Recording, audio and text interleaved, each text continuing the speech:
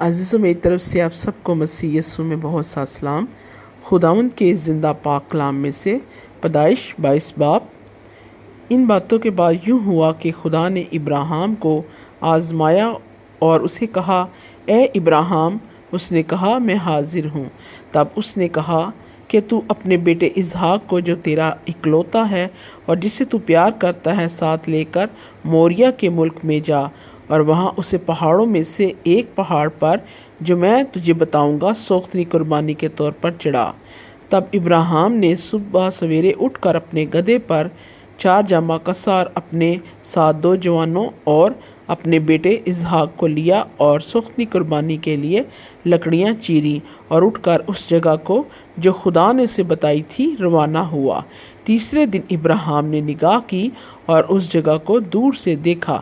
تب ابراہیم نے اپنے جوانوں سے کہا، تم یہیں گدھے کے پاس ٹھہرو، میں اور یہ لڑکا دونوں ذرا وہاں تک جاتے ہیں اور سجدہ کر کے پھر تمہارے پاس لوٹ آئیں گے۔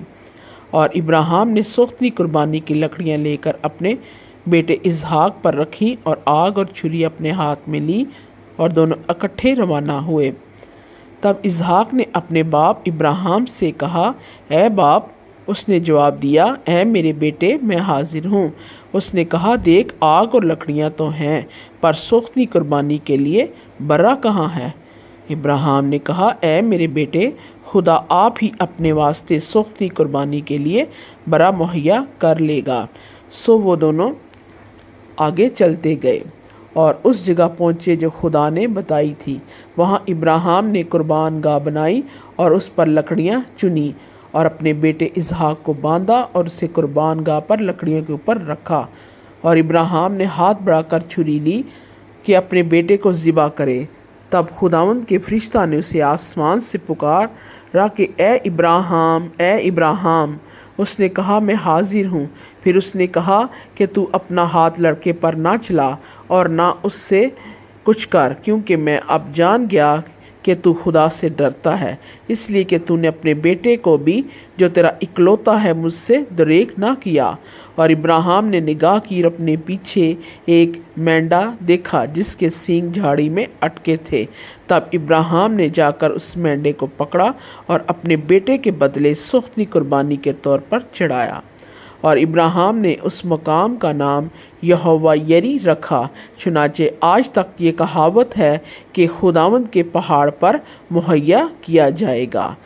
اور خداوند کے فرشتہ نے آسمان سے دوبارہ ابراہیم کو پکارا اور کہا کہ خداوند فرماتا ہے، چونکہ تو نے یہ کام کیا کہ اپنے بیٹے کو بھی جو تیرا اکلوتا ہے دریغ نہ رکھا، اس لیے میں نے بھی اپنی ذات کی قسم کھائی ہے کہ میں تجھے برکت پر برکت دوں گا اور تیری نسل کو بڑھاتے بڑھاتے آسمان کے تاروں اور سمندر کے کنارے کی ریت کی مانند کر دوں گا، اور تیری اولاد اپنے دشمنوں کے پھاٹک کی مالک ہوگی، اور تیری نسل کے وسیلے سے زمین کی سب قومیں برکت پائیں گی، کیونکہ تو نے میری بات مانی۔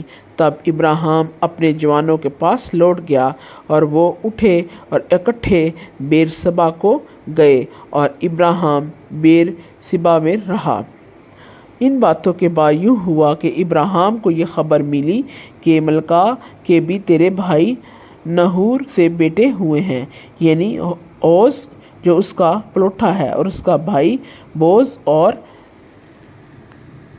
کمائل اور ارام کا باپ، اور کست اور ہزو اور فلداس اور ادولاف اور بتوائیل، اور بتوائیل سے ربکا پیدا ہوئی۔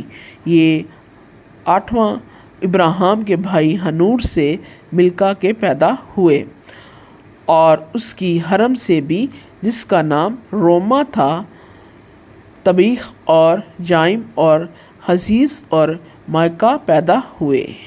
خداوند کے زندہ پاک کلام کے وسیلے سے خداوند خدا آپ سب کو بڑی برکت دے، آمین۔